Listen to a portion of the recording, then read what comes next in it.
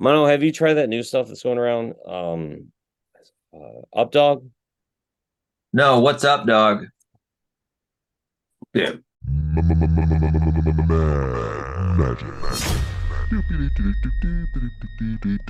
Hello, everybody, and welcome to Mad Magic. I'm Mono. That is Salad over there. I want to say congratulations to us because we finally have 750,122 subscribers.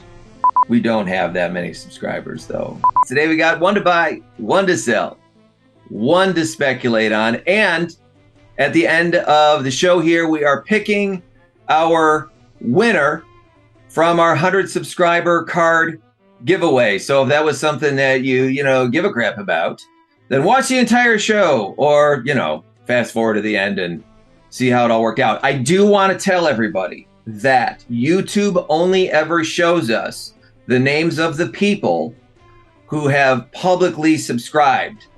So, if you're all privated up on your web browser there on your accounts because you're looking at too much porn, then we don't know who you are and you're not in the giveaway.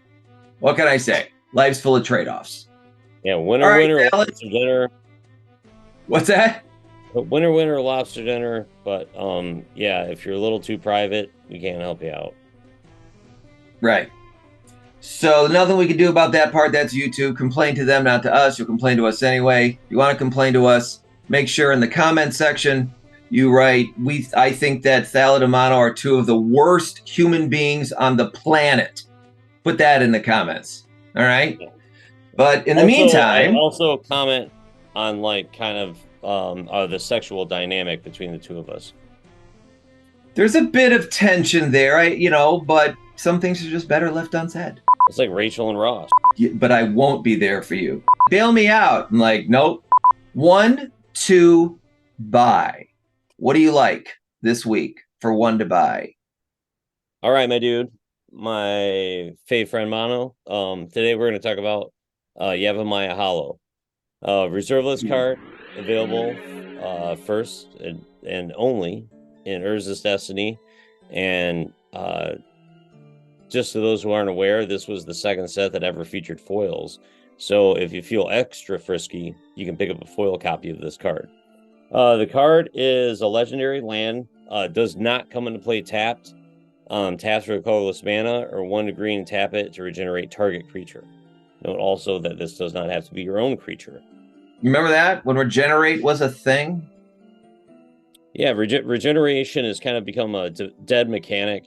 I think there's some rules that kind of make it a little more complicated than it used to be, like the whole regeneration shield stuff and some stuff that I don't quite have a level 5 judge understanding of, but I do understand it a little bit. Well, we all used to understand it, and they went ahead and made it complicated and then say it's too complicated, now we're going to ban it. Why don't you just make it uncomplicated again and get back on with it? But anyway, let's stay on the finance part. So it's about what, 60, 70 bucks, depending on its price. I got MTG stocks up. Thank you, mtgstocks.com. So where do you see the price going on this guy? Well, although, you see the price on MTG stocks, which is generally reflective of the highest cost copies that are sold. That includes graded copies and the ultra near mint plus copies. However, if you're looking for this as a card that you just want to play in your commander deck, you can get copies that are both collectible, that have eye appeal, and are playable in your deck, light play or light play plus for about $40 on TCG Player. Okay. By the way, if I can comment, and we mention this all the time, right? And anyone that watches the show, you see me. I always scroll through MTG stocks as you see the screen right now, and this 2021 super spike, right? This was our COVID spike, but what I'm noticing here is, the high was somewhere. This is non-foil. It was about $180. Okay, 180, and today, 60. That's triple the price. I mean, think about that we are down from that all-time high. Now, the all-time high could also just look at it in the other way of a fluke. Prices tripled. And maybe This might actually say a little something about humanity because we all got a few bucks in our pocket and we bought so many magic cards with that money instead of, paying down our mortgage or saving for retirement that prices fucking tripled. I want to show our audience something. Okay, Okay. when you're looking at these charts, and I don't know if any of our audience are familiar with technical analysis of the prices of stocks and such, but you see this area right around right after Double Masters and before Kaldheim in the 2020-2021 era. That was a Around previous, here. yes, you see that all the time, that the little spike, little up more, right there. Yeah. That was the previous all-time high before that huge spike, right? Now, whenever you have an all-time high on a card, that's like a huge that generally former all-time highs are big support levels. Now, if you and it also is usually indicative of the bottom of the next market. So if you look at about where we are right now, that is very close. It looks to be a little under that, but it that price right there is generally a really good target after you have superseded that last all-time high and just crushed it, and it comes back down to an area that's right around that last all-time high. That's generally a good support level, and it's generally a really good indicative of the bottom of the current market. That's one of Well, the and it's reasons. almost spot on, right? Because you see up top, this shows here where we're at. I'm sorry, on our grid, the market back then in that late 2020 or whatever, market was $60, 65 cents. And look at today, $65.23. I mean, that's pretty close. It's less than a 10% spread. Right. So that's why this is a card that I think is very close to its bottom. If we Mm. haven't already reached the bottom of the current market before it takes off again, and it'll surpass that 2021 all-time high again. The card is very cool. It's one of those lands, doesn't come into play tapped. It's utility land. If you have a predominantly green commander deck, look at its ability. Regenerate target creature. Anyone playing commander has a creature in the command zone, right? If you're playing a predominantly green deck, there's no reason not to play this card. You can regenerate your commander potentially. The other thing that's kind of cool about it, just as a side note, is it's regenerate target creature, not regenerate target creature you control.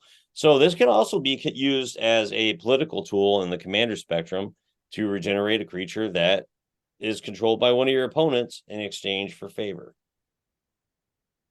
I mean, I try to offer other favors. Back to MTG stocks one last time about this the foil price. Look at this.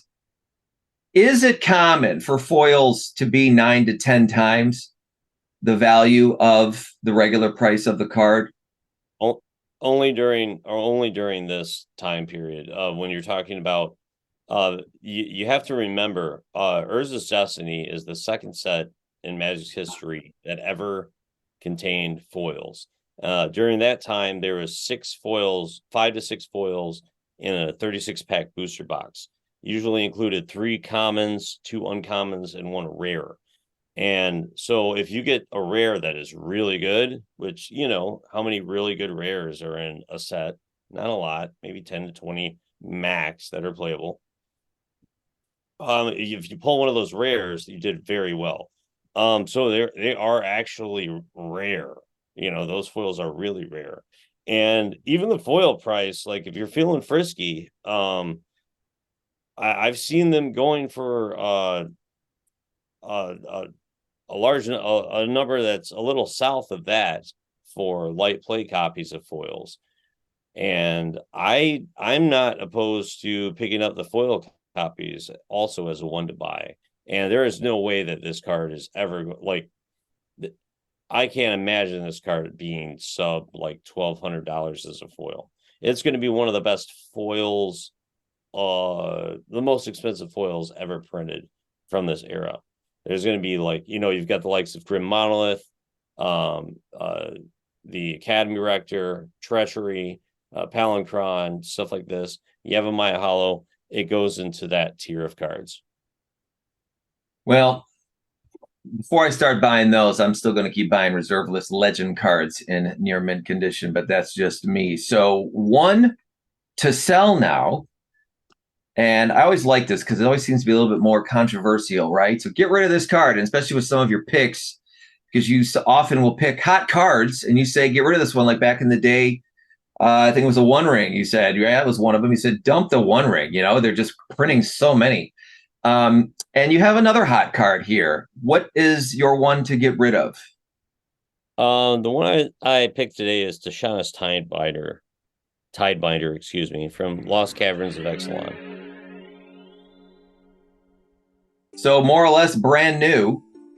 I mean, what the card does is pretty awesome. I mean, I see why it's a chase card, but why do you think people should get rid of it? Well, I think a lot of people, when there's a new set that comes out, and as I've talked about on the show before, one of the primary driving factors of the price of cards in the secondary market for singles is competitive commander or casual commander. Casual commander, this card doesn't seem like it's like a very fun card. But I think that speculation on the part of competitive commander players primarily is what has driven the price. Now, if you kind of analyze the card a little further, you'll see that there's a few cards that do what this card does, possibly a little better. For instance, Trickbind. Trickbind is a colorless and a blue, and it has split second, and it counters an activated or triggered ability. And that I believe it can't be activated again until the end of the turn. And something like that. Yeah, there's the Trickbind right there. Yeah, that's a But showstopper too for anyone trying to go infinite. Trickbind will just kill it. yeah, and Trickbind's okay, but it doesn't. The Trickbind itself is a mana cheaper, and it itself doesn't see a whole lot of play in competitive commander on the competitive scale. Another card that's very similar is Dress Down. Dress Down is also a mana cheaper, and really, what all three of these cards are like can accomplish is they can shut down the ever dreaded Demonic Consultation Thassa's Oracle combination, which is the win con, and primarily it has to supersede like the 50% mark of all competitive commander decks. That's the primary win con. And with Scarlet Dress Down, cantrips, it's colorless cheaper. It also has flash. And the body that is associated with the Tide Shaper is not as important as it is in constructed formats. Granted that the card is very good, and the card is going to be very good in certain constructed formats. It is just a rare. It's a rare in a set that is still in print, and there is no way that a rare in a set that is still in print should be at this price tag. I think a more reasonable price for a card like this is more like $3 to $5 range. It's going to have it's going to be very. I believe it's going to be a very good key card in standard. $5, sure, for the rare. You know, it's interesting with things like going, backing it up to like Innistrad days, blocks and stuff like Snapcaster Mage. That always stayed at like $25 or whatever, $20 card. But I guess the print runs were less back then, right? And so I guess even though it was still in standard, and standard was hotter back then. Maybe that was the difference. Standard was driving the market maybe when you back it up 10 years ago. You're talking about Snapcaster? Yep. Yeah, that was probably like one of the most broken cards ever printed. I mean, like every deck in standard had 4 of them. And standard so annoying. Drove the price. Yeah. Was very, very annoying. And because when flashback was such a thing back then, you would play these flashback cards and Snapcaster Mage and get the card back again, without actually having to flash it back and things like that. And they had some dumb white spirit card that put like 2/1/1 flyers in with the Snapcaster Mage. It was like they were just always on the board, no matter what. I was like, where's Pestilence? One to speculate on. One to speculate on. And I will say that I have one that I'm scoping out that I'll talk about in one of our upcoming shows. But you have one for today. What do you like to speculate on here, Dalid?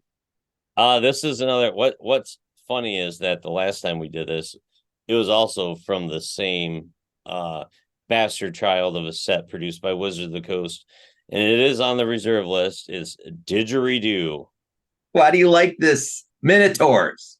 Look at this guy. It's 1 to cast, 3 to activate. You don't even have to tap it, and you put your Hurl on Minotaur right into play. Oh wait, yeah, Hurl on Minotaur is 3 to cast anyway. But no, that's not exactly why I like it. The reason I like it is because there's been a number of Minotaurs that have been printed in the past couple years that cost north of 3 mana, and I think this is going to continue. And there actually was even a deck in the Legacy format that was very successful using 4 copies of this card. Keep in mind, this is speculation here. And we're only speculating that over the next, 1 to 5 years that we're going to get some more Minotaurs that are printed that with a casting cost north of 3, and it's reserve list. So every card that's ever been printed that will ever exist of this card, it already exists. Pick up your didgeridoos if you want to. But we also have, and again, he's just trying to play an instrument and absolutely not trying to represent anything else. There's no double fist twist. I'm simply pantomiming a didgeridoo. Yes. So we have passed the censors. What we now also have is Time to pick a winner. we will draw our winner for the cards. Ooh, Get ready to got 'em show right them what here. they are again, but stand We're gonna show by. these cards. Let's give us our, is it a drum roll or whatever? Here we go. Let's see. Whoever wins, you're a lucky feller. Oh. Daniel Lee! Daniel Lee. You are our winner for our 100 subscriber contest. Salad, go ahead and let me go ahead and make you all big here. Say something and show us all those cards. Show them what he won, Salad. Well, Mr. Daniel Lee, you have today won, at the expense of Mad Magic TV, a foil snow-covered island from the original printing of foil snow-covered lands, Cold Snap, a reserve list Debt of Loyalty in near mint condition, a random fetch land, Arid Mesa from Modern Horizons 2, a near mint alpha Merfolk the Pearl Trident, a near mint Exorcist from the Dark, and to throw one on top, they're not worth a whole lot, but they're pretty fucking cool. 2 cards that were available from the first book promos that were printed in the mid-90s. Congratulations, Daniel, and thank you all for subscribing, commenting, and we hope to see you next time here on what? What do we call this, Salad? What's our show? Magic.